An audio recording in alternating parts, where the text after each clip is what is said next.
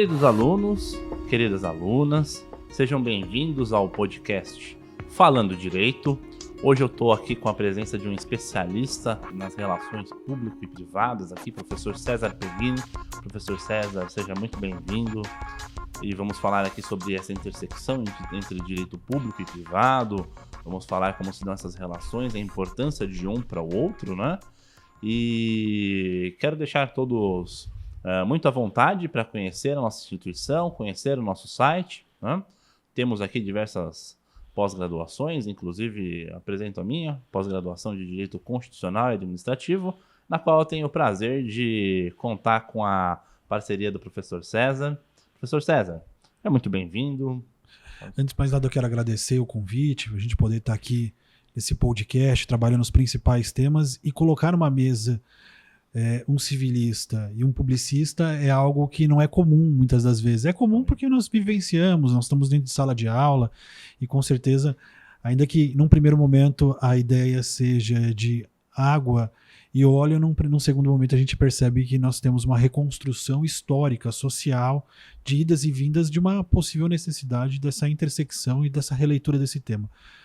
Na Escola Paulista de Direito nós temos aqui várias frentes, nós temos a nossa graduação, que é importantíssima, todas as especializações na frente do Lato Sensu, e também temos o Stricto Sensu. O Stricto Sensu, uma ideia muito interessante, né, que na verdade os meios adequados de solução de conflitos no ambiente empresarial é de certa forma uma intersecção de acesso à justiça e também o direito privado que tem duas características bem marcantes e também as nossas próprias confusões do que até onde vai o direito civil e onde chegam os laços do direito empresarial. Eu gosto de dizer que nós temos princípios que devem ser observados e também questões importantes, tanto no âmbito do direito civil quanto do direito empresarial, mas eu vejo eles como um bloco, como privado, como um todo. E que a leitura deve ser realizada sempre de uma forma a não negar, ou pelo menos não se negar o direito constitucional como uma fonte do direito e como um elemento fundamental para o norte da interpretação e da própria hermenêutica. Muito feliz de poder falar sobre o tema que é a minha vida, né? Eu nasci na graduação altamente positivista, acreditando nas classificações que nos foram colocadas, então aquela ideia da pirâmide kelseniana, em que nós temos a norma fundamental no topo da pirâmide, que para mim é engraçado, Kelsen na teoria pura do direito nunca falou de pirâmide, ele fala de camadas do direito. Exato. E aquela ideia do professor de ED ou de teoria geral do direito, fazer aquelas duas bolinhas, né? De um lado nós temos um direito público e do outro lado o direito privado. Isso ficou muito vivo para mim na graduação como um todo. E logo quando eu coloquei o pé aqui na pós-graduação de Direito Civil e Processo Civil em meados de 2006 e meados de 2007, eu começo a perceber que esse é um tema importante e que é necessário uma releitura da teoria das normas, e isso é vivo, não só em âmbito privado, mas público e internacional também, levando em consideração essa ideia complexa do que é a sociedade hoje em dia, mas também levando em consideração essas intersecções entre o público e o privado. À frente de um procurador do município é sempre, para mim, uma grande felicidade, porque ele sabe quais são as atribuições da procuradoria e até onde vão as atribuições da advocacia privada. E muitas das vezes, eu sei que de um lado nós estamos querendo consolidar todos os direitos fundamentais e do outro há interesse do município de consolidar todos os interesses. Mas existe uma questão impossível, que é a questão da reserva do possível e até onde o próprio Estado vai. E ele acaba esbarrando em questões entre sistema de saúde público, sistema de saúde privado, e um suplementar e o outro complementar. Eu gosto muito de uma frase do Drauzio Varela, que ele diz o seguinte: com um sistema único de saúde é ruim, mas sem é péssimo.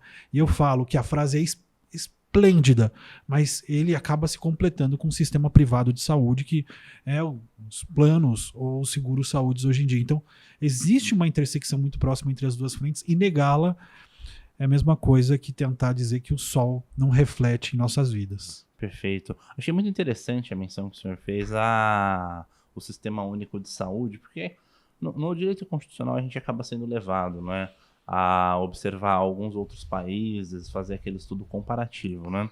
E a gente acaba descobrindo como é que as coisas funcionam, por exemplo, nos Estados Unidos, na França, na Alemanha, países que são assim paradigmáticos, vamos assim dizer, né? E os Estados Unidos têm uma história muito interessante a respeito do Sistema Único de Saúde, né? Lá eles não têm o SUS, né?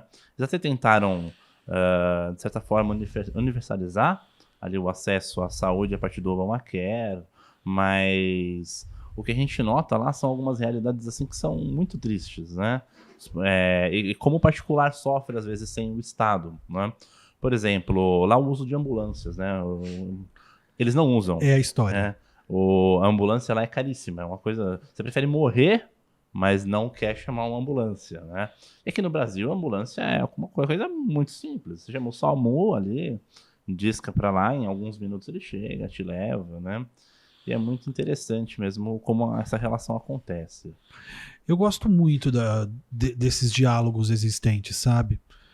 Eu conheço e respeito muito a doutrina da professora Flávia Pelvezan. Eu acredito que ela é referência. Se nós não estivéssemos citando ela, é por conta da importância dela, mas ela tem uma tentativa, um esboço importante de tentar diferenciar as diferenças entre os direitos da personalidade, os direitos fundamentais e os direitos humanos, né? E ela dá uma explicação que para mim é muito interessante, que é nada mais, nada menos do que a proteção da pessoa em si, em âmbitos normativos diferentes, né? Só que com o direito civil constitucional, que é, de certa forma, a frente que eu sou simpático, inegavelmente, em todas as minhas obras eu tenho alguma pincelada nesse sentido, eu nunca vou dizer que há uma superação dessa classificação, eu nunca vou deixar de dizer que existem princípios aplicados, e você vai ver que tem problemas de questões de consumidor no âmbito internacional, quando você, por exemplo, está analisando uma questão de direito, por exemplo, da Comunidade Europeia e a normativa lá local, ou até mesmo a regra do Estado, e algum problema de relação de consumo entre pessoas, mas dizer que em algumas situações o direito constitucional nos ajuda muito, principalmente em situações em que nós temos a entrega do Estado no particular para exploração de determinado serviço, e a saúde pública é uma delas. Então, quando você tem uma questão que eu acho interessantíssima, já que nós estamos falando de saúde pública, em que se faz necessária uma interpretação, por exemplo, de ausência de cobertura ou não de ausência de cobertura por conta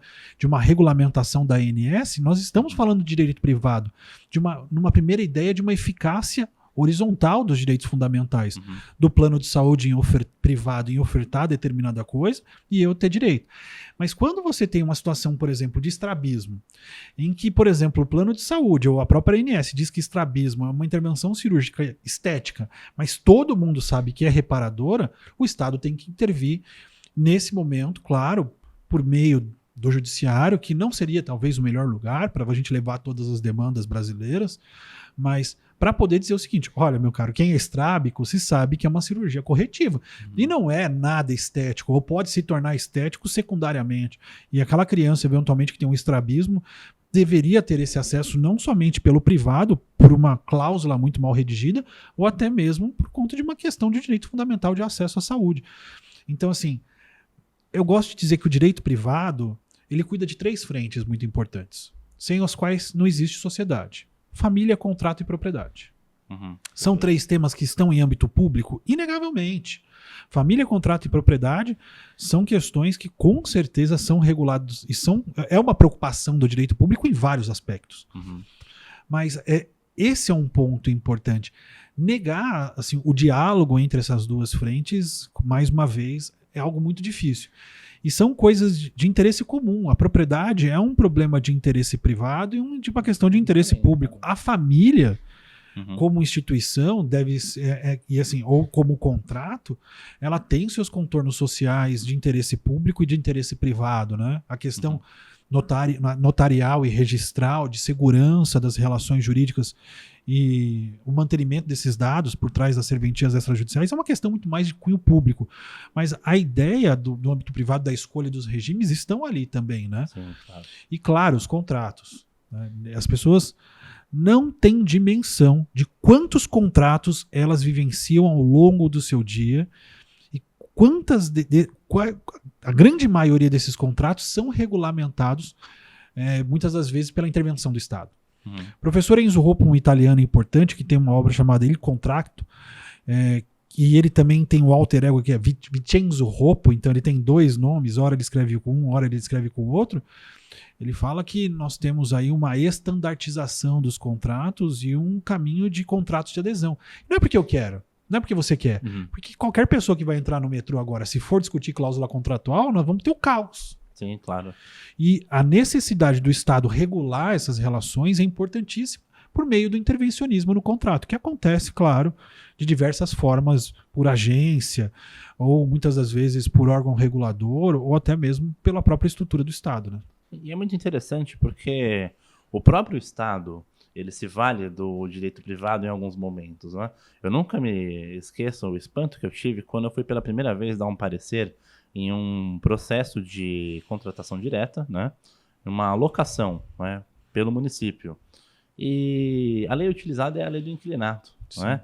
E o direito público ele é derrogado por uma série de regras da lei do inquilinato. Por exemplo, o nosso contrato é um dos poucos contratos na administração pública que pode não ter prazo, viger por prazo determinado, contrato de locação, né? E é muito interessante isso, né? Mas eu quero puxar um gancho de algo que você falou atrás, que é sobre a prestação dos serviços por particulares, né? Isso é algo que sempre me encantou muito, né? Porque para mim, não sei se o professor vai concordar, mas para mim a gente chega a este ponto porque o Estado passa por uma maturidade. Ele chega a uma maturidade onde ele percebe que ele é melhor fiscalizador do que prestador de serviços, né?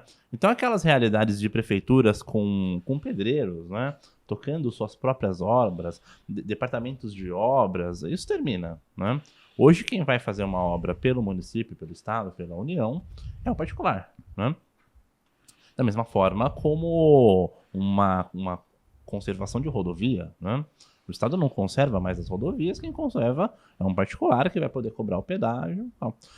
E isso, para mim, né, ganha uma grande importância no 70 para cá, que é quando eu entendo que há um marco de alteração do paradigma burocrático da administração para um paradigma mais gerencial, né? Aí que eu queria fazer essa pergunta. Como é que alguém do direito privado enxerga este movimento? Da mesma forma que a gente do direito público, que eu minha vida toda estudei mais constitucional administrativo, né? Sim. Direito privado, especialmente empresarial, obviamente ganha sua importância para o Estado. Sim, por favor. Sim. Poxa, que pergunta interessante, sabe? Eu tive a boa graça de passar por várias experiências na minha vida, né? E alguma delas foi ser prestador de serviços de concessionárias de serviços públicos. Trabalhei na Eletropaulo, que hoje é Enel, né? Que é uma concessão pública. Fui prestador de serviços da Sabesp, que hoje ainda continua sendo uma empresa vinculada, não sei qual que é a forma de vinculação com o poder público, se ela é economia mista. Eu não vou entrar nesse detalhe, mas ela é muito mais do que ela não é uma concessão, ela é uma empresa que está no guarda-chuva do poder público. E também trabalhei para a antiga Telesp, que hoje é Vivo, né? Também. E assim, então, diretamente ou indiretamente, eu já me socorri várias vezes do direito público. O que eu gosto de deixar bem claro é que os paradigmas devem ser mantidos. Eu sou uma pessoa, meu amigo, que gosto muito de natureza jurídica, classificação e exemplo. Acho que um bom professor de direito da velha guarda é forjado assim. Ele dá o conceito, dá a natureza jurídica para dizer o que ele é, né? E depois, logo depois, ele dá um exemplo para poder esclarecer. E assim, a natureza jurídica para nós é importantíssima para a gente entender em qual categoria jurídica que ele está. E para mim, e eu não nego isso, o direito público ainda mantém em sua boa parte o princípio da legalidade estrita. Ou seja, somente pode fazer aquilo que lhe é permitido em lei. Paralelamente, nós temos todo o direito privado, e essa é uma questão de paradigma interessante, que nós podemos fazer tudo aquilo que não for proibido em lei. Então, há choque. O choque acontece muito, por exemplo, da advocacia quando ela quer fazer advocacia notarial e registral. Eu quero fazer uma escritura. Eu pergunto, qual que é a escritura? Você vai falar, não pode. Eu quero fazer uma escritura pública de renúncia de direitos trabalhistas. Você pode? Não pode. Eu quero fazer uma escritura pública de poliamor. Pode? Não pode. Não pode porque hoje em dia o STF já falou que não pode, o STJ já falou que não pode, o próprio CNJ já disse que não pode e de certa forma não há previsão normativa para isso. Então, nesse caso, você vê que há uma certa intersecção, mas eu vou voltar na sua pergunta porque eu acho interessantíssimo. É uma preocupação de pessoas sérias, a contratação da administração pública dos braços privados. Isso foi acontecendo durante muitos anos. Me recordo que acredito que foi a primeira alteração legislativa importantíssima nesse sentido, foi a lei de introdução ao Código Civil. A lei de introdução ao Código Civil somente tinha 20 artigos, agora eles têm 30 artigos. Foi exatamente por uma alteração. Primeira alteração foi, salvo me engano, em 2012 ou 2013, para alterar o nome da lei, que é a Lei de Introdução ao Código Civil, para a Lei de Introdução às Normas de Direito Brasileira, certíssimo. Pedido da professora Maria Helena Diniz, diga-se de passagem, para adequar a norma ao sistema jurídico, é verdade. E depois nós tivemos uma alteração importantíssima, que você conhece bem, que foi exatamente incluir as normas de interpretação de direito público a partir do artigo 21, salvo me engano, até o artigo 30, demorou uma boa parte para entrar em vigor, que são os atos de gestão. Esta é uma preocupação do poder público em ceder, de certa forma, parte da sua execução, que é importantíssima, para os privados. Uma outra questão importantíssima foi a oxigenação da lei de licitações. Importantíssimo. Ah, mas você é civilista, por que você está falando dessas regras? Porque elas continuam sendo obras importantíssimas nesse sentido, no sentido desse convênio existente entre o direito civil e o direito privado. O ponto importante aqui é que nós não se limitamos somente às regras estabelecidas nesse sentido. Eu acredito que o direito civil, após a oxigenação do direito constitucional, principalmente de 88, e a contribuição do professor Miguel Reale, colocou princípios publicistas no direito civil. Então, a boa-fé objetiva, a questão específica da função social. Nós temos um artigo maravilhoso que diz assim: nenhuma convenção poderá contrariar normas de ordem pública, tais quais a função social do contrato e a função social da propriedade. Eu gosto de dizer que hoje em dia o direito civil está muito publicizado por conta da contribuição do professor Miguel Reale, por conta da contribuição da Constituição de 88. Mas tudo para dizer que alguns paradigmas principiológicos do direito civil estão sendo aplicados também no âmbito administrativo e constitucional. Então, quando você tem uma decisão, por exemplo, administrativa por meio de um processo disciplinar, que ela é contrariamente a vamos dizer assim, um princípio civilístico, tem julgados já que dizem, por exemplo, que eles são possíveis de serem aplicados. Por exemplo, um que foi tucoque contratual, traição contratual. Há um julgado interessantíssimo nesses, salvo me engano, o julgado do STJ sobre compras de fogareiro pelo Exército Brasileiro, que prejudicou demais, porque a sanção aplicada foi de não poder mais licitar com a administração pública, e quem deu causa à situação como um todo, de certa forma, foi a própria administração pública. Então, esse é um princípio contratual que vem do direito civil, mas está sendo aplicado, vamos dizer assim, nesse caso, em desfavor à administração pública, porque ela não agiu como deveria ter agido.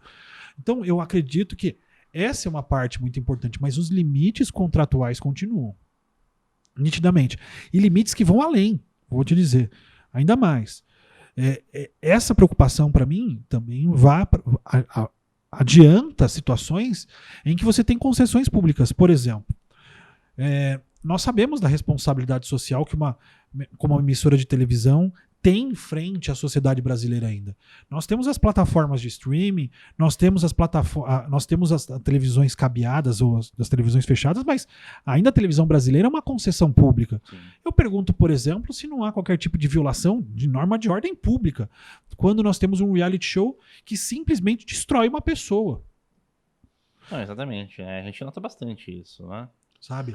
O próprio fato da pessoa permitir ficar enclausurada por certo tempo e tal, isso vai de encontro com uma boa parte da doutrina que fala que os direitos fundamentais são inalienáveis, né? Então, isso depende, obviamente, de uma certa adaptação. Eu acho que hoje em dia o direito constitucional ele tem perdido um pouco da sua característica antiga de ser algo mais assertivo, e eu acho que ele está muito mais plástico, vou colocar assim, né? E eu acredito que boa parte desta nova postura no direito constitucional se deve à dogmática de Alexis, né? Que, aliás, é citada pelo senhor em seu trabalho recente, que eu tive a oportunidade de ler, né? A dogmática do Pietro Pierluigi Peringhelli na obra do Direito Civil Constitucional, né? Você sabe, professor, que essa obra, esse foi o meu trabalho de pós-doutoramento na Itália, no sul da Itália, né? Motivo de muito orgulho, assim. Toda vez que eu falo desse assunto, é muito parecido quando eu falo da teoria quando eu falo da nidação, quando eu falo da teoria da concepção, quando eu sou pai, sabe? Eu acompanhei, assim, a gestação da minha esposa, eu vi minha filha saindo da barriga da minha esposa porque foi cesariana. Falar desse assunto me incomoda.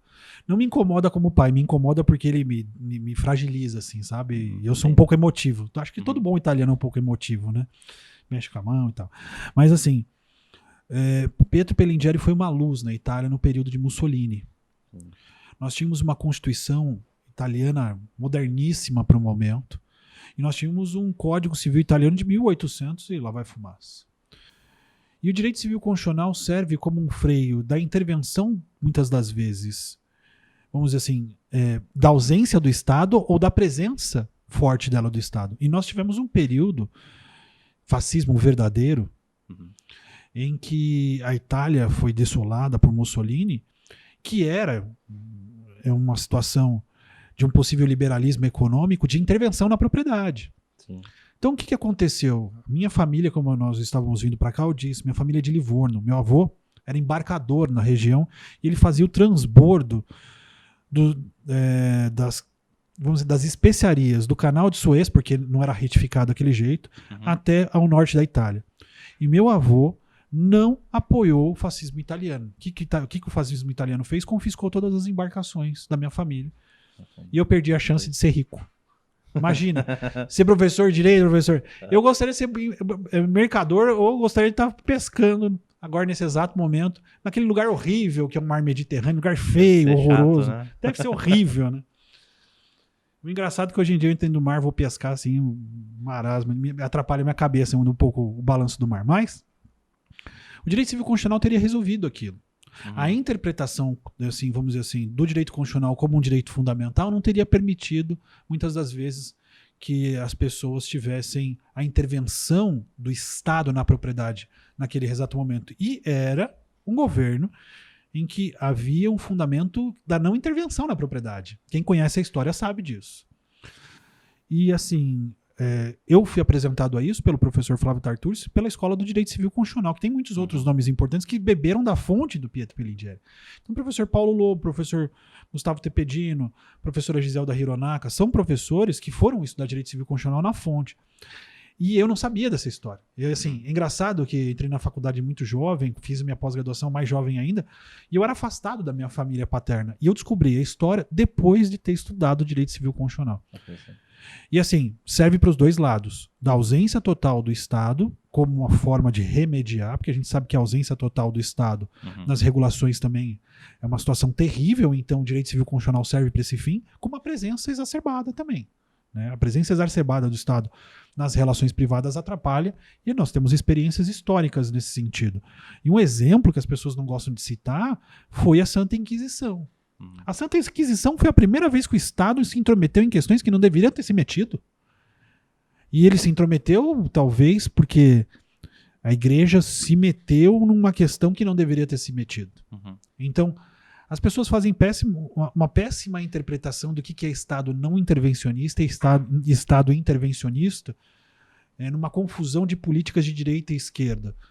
E o direito civil constitucional, como o próprio conceito cunhado pelo professor Pietro Pellingieri, diz que, na verdade, ele é uma forma de hermenêutica civil constitucional, ou constitucional civil, tem até uma discussão nesse sentido, de tornar uma sociedade mais livre, justa e solidária do que consta, de certa forma, dentro dos nossos artigos da Constituição Federal, entre o primeiro e o terceiro, como elementos fundamentais. Certíssimo.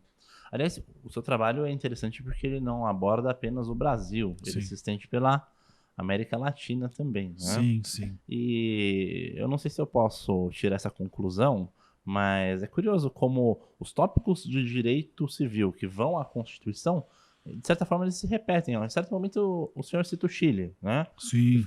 Enfim, eu não vou saber reproduzir aqui também cada parte da Constituição chilena que faz parte desse arcabouço do civil constitucional, mas me parece um arcabouço muito próximo com o brasileiro. O senhor compartilha da mesma... Eu gosto de dizer o seguinte: as questões de direito romano-germânico são as mesmas praticamente em todos os lugares que eles estão cunhados. As discussões vão ser as mesmas. Eu acho que é só uma questão de respeito à cultura local, mas a civil law tem os mesmos problemas recorrentes nos lugares onde ela coloca o dedo. Eu gosto de dizer também que nós acreditamos que nós somos o centro do universo, e essa é uma grande besteira, porque eu não me meto, por exemplo, em questões do direito do Oriente Médio. Por quê? Porque é um lugar completamente desconhecido para nós da civil law. E existe um outro direito também, que é o direito do Oriente, literalmente falando, o direito chinês, o direito japonês, que tem um elemento lá que também é muito grande. Hoje em dia, mandarim é uma das línguas, se não a língua mais falada do mundo hoje em dia. E a gente tem que respeitar esses elementos, e eu acho que essa é uma grande preocupação aí dessa ideia de globalização. Mas, voltando à resposta, sim, nós temos uma reprodução de todos os temas, porque, de certa forma, a matriz de todas as codificações que nós temos do direito civil vieram de 3 grandes códigos, que é o código alemão, o código italiano e o código francês. Então, até a organização dos códigos são muito parecidas, cada um com as suas características, mas o mais importante, que eu acho que quase todos os códigos falam de família, contrato e propriedade, inegavelmente, cada um com as suas características, mas eu acho que o direito civil constitucional, e por isso que a minha conclusão, além dessa, é muito importante onde nós não temos segurança e estabilidade política. Quando nós temos insegurança e instabilidade política muito grande, o direito civil constitucional é uma boa ferramenta. E isso existe em toda a América Latina. Além da obrigatoriedade da linha de pesquisa do pós-doutorado, que era a aplicação do direito civil constitucional na América Latina. Então, o estágio doutoral o estágio pós-doutoral tinha a ver com isso. Então, qual que era a minha obrigação nesse estágio na faculdade de Messina? Era fazer uma análise do direito civil constitucional no Brasil. Isso eu já tinha pronto, porque eu já tinha feito minha pesquisa. Mas qual foi a experiência da América Latina? Eu acho que no final das contas, a minha conclusão do meu artigo é: onde há muita instabilidade por um lado ou por outro, e nós temos bons elementos aqui de instabilidade, a ditadura de Pinochet, né, os problemas nós temos na Argentina, que são países irmãos, de certa forma. Eu gostaria muito se a gente tivesse um bloco forte, como um bloco europeu, mas impossível. Assim, pelo menos, acredito que para mim, para minha filha, que tem 7 anos de idade, talvez quando ela tiver uns 50, a gente chega ao estado da arte, por exemplo, de um bloco econômico forte. Mas, assim, é a necessidade da intervenção do direito constitucional nas relações privadas, quando há essa ausência total de intervenção ou intervenção mais séria. Bacana que o senhor tocou num ponto que eu gostaria de chegar, né? A necessidade do direito civil constitucional de haver uma existência de um direito civil dentro da Constituição. A gente sabe que a nossa Constituição trata em alguns momentos de direito de família, né? E eu me sinto muito seguro de afirmar isso. Eu estou frente aqui a um dos maiores advogados do direito de família, né? Então, eu gostaria de saber sua opinião a respeito disso, né? Sua opinião, precisava a Constituição entrar nessa seara do direito de família? Porque, vou adiantar aqui onde eu quero chegar. O artigo, se não me engano, 226 da Constituição fala que família é a união ali entre homem e mulher, né? Recentemente, o Supremo Tribunal Federal, ele passa por cima do artigo de lei, né? E aqui eu vou frisar, esse não era um artigo que estava lá por acaso, não é? Esses debates eles aconteceram na Assembleia Constituinte, né? A Assembleia Constituinte ela decide finalizar a redação com família formada por homem e mulher, né? Entretanto, o Supremo Tribunal, digamos assim, adequou a Constituição aos dias mais modernos aqui e acabou chegando nisso, né?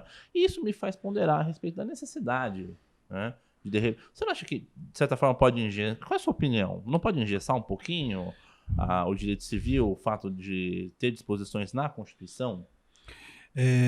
Pergunta excelente. Você sabe que eu me casei em meados de 2014, né? Foi exatamente quando a DPF, a Ação de Descumprimento de Preceito Fundamental 132, bateu no STF, né? Começou com recurso extraordinário, depois ela acabou se tornando uma ação de descumprimento de preceito fundamental, e eu estudei muito esse tema, com muito carinho. Eu gosto de dizer de vez em quando que no Brasil a gente faz as coisas certas do jeito errado. E esse é um bom exemplo. A Corte de Cassação francesa, eu acredito que existem bons nomes que devem ser citados. O grande tributarista Ives Gandra Martins, então, professor Ives Gandra Martins, estava na Constituinte de 88, o professor Ives estava na Constituição de 88 e disse: eu estava lá. Eu estando lá, eu sei muito bem qual foi a interpretação em 1988 que foi dada para a Constituição. Lá era o casamento era entre homem e mulher. Essa era a interpretação naquele momento. E a Corte de Cassação francesa, quando bateu essa mesma questão lá, de uma forma muito responsável, falou, ó, não cabe a meia dúzia ou 12 ministros, e respeitando a instituição. Eu sou um homem que respeita as instituições, eu acho que se eu não respeitar as instituições, nós temos que dar um reboot. Perfeito. Não cabe ao STF decidir essa questão. É uma questão, claro, que de soberania, de Estado. É uma questão do legislativo. Tem que devolver para o Estado para simplesmente ser debatido. Só que quantos projetos de lei estavam parados nesse sentido? Eu falo para você uns 3 ou 4 no mínimo, e nunca vão ser votados por conta do perfil que nós temos dos congressistas. Respeito também. Só que tem certas coisas que o STF avoca para ele a responsabilidade, e esta foi uma das coisas que ele avocou a responsabilidade, superando não somente vamos dizer assim, a anotação prevista na lei gramatical, mas aplicando a Constituição de acordo. Você sabe muito bem o que significa, parece bobo, mas é o de acordo, existe algo por trás dessa frase. E é engraçado que as pessoas falam muito do princípio da isonomia sobre esse julgado. Qual que é a diferença entre o relacionamento homoafetivo ou heterossexual? Nenhum. Então é isonomia. Nós temos a questão específica de que, de fato, nós temos uma situação de que não haveria diferença. Mas, analisando os julgados, e num deles, eu acho que o julgado foi perfeito. Num dos votos, não vou me lembrar de qual foi, ele utilizou o fundamento da solidariedade. Tornar uma sociedade livre, justa e solidária. E o termo solidariedade é se preocupar com quem precisa. O termo solidariedade significa erradicar diferenças.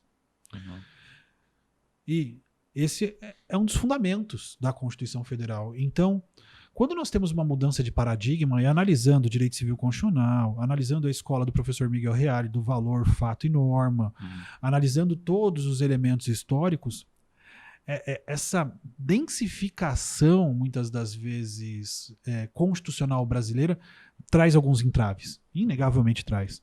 Mas, no final das contas, elas acabam salvando outros temas. E aquela Constituição, de verdade, representava um momento de... eu gosto de dizer que é um momento de, vamos dizer assim, da festa da democracia brasileira. E toda festa, todo mundo quer contribuir. Sim. E nós estávamos passando por um momento de exceção. Os direitos fundamentais foram para o espaço, as liberdades políticas foram destruídas. Então, houve uma preocupação muito grande de incluir coisas igual o colégio Dom Pedro II lá, que a gente gosta de brincar até hoje por conta disso. Mas ter esses temas na Constituição Federal tem um grande problema inicialmente de vencer alguns paradigmas, sem problema nenhum, existem. Mas faz com que os temas sejam discutidos a nível nacional. E tem uma coisa, só para encerrar meu raciocínio, que eu fico muito preocupado, sabe? Eu gosto de dizer que o processo é público, meu amigo, mas não feito para o público. Eu acredito, César, eu posso estar errado, e eu sim, aceito críticas em todos os sentidos nesse sentido, mas televisionar os julgamentos do STF, para mim, foi um grande erro, por conta de que os debates que são feitos lá são debates que são duros, não são temas simples. São técnicos São também. técnicos acima de tudo, mas assim, na hora que há qualquer tipo de desvio, vamos dizer assim, da fala de um e de outro, se polemiza algo que 99% foi um debate técnico. Sim. E aí as pessoas acabam trazendo o debate do STF, que para mim é vazio, estéril e desnecessário. Eu acredito que esses temas são duros, mexe muito com as pessoas, e assim, há uma pressão popular em cima dos nossos ministros, muito grande. E fica temas como do dia de hoje, como do dia de amanhã, vão ser muito difíceis, principalmente em questões relacionadas a contrato, família e propriedades. Esses são temas duros de serem enfrentados num primeiro momento, e eu acho que nós vamos ter desafios para sempre no direito civil brasileiro por conta desse diálogo que para mim é inegável. Bom, maravilha. Então, obrigado pela excelente explicação a respeito dessas relações público e privadas, especialmente passando pelo direito constitucional. Professor César, realmente uma honra estar diante de alguém com uma clareza de pensamento, exposição tão bacana como o senhor. Não à toa faço questão de convidá-lo sempre à nossa pós de Direito Constitucional e Administrativo. E agradeço também a nossa muito qualificada audiência, né, que nos acompanhou até aqui. vamos encerrando o dia de hoje, o debate de hoje. E agradeço também a toda a equipe da Escola Paulista de Direito, especialmente o nosso diretor, Ricardo Castilho. E, bom, era isso, né? Uma última palavra? Sim. Bem, eu gosto de dizer que se há uma ferramenta de transformação social, é a educação. Perfeito. Isso tem o poder de mudar a vida das pessoas e o poder de mudar uma nação. Eu acho que nossa missão, como docente, como professor, como advogado, como coordenador de curso, é poder promover a transformação social das pessoas, e essa casa faz isso, né? Eu gosto de dizer que eu sou o fruto dessa casa, eu aprendi muita coisa nessa casa, nós estamos aqui há muitos anos, e a gente sabe o que nós entregamos. E eu sou muito feliz em dizer que nós acabamos entregando bons ex-alunos.